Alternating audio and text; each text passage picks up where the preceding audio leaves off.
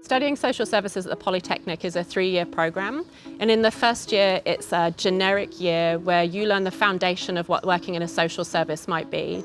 Throughout that year we're given insight into various different areas, and by the end of the first year we can specialise, so it's streamed into 3 groups.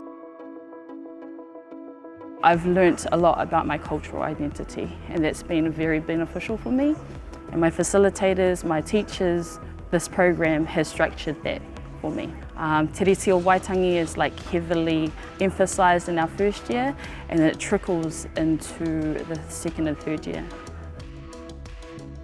The Bachelor of Social Services is really focused on personal awareness, identity and self-development so that we can go along and help others help themselves. It's about social justice, it's about being the change that we want to see in the world.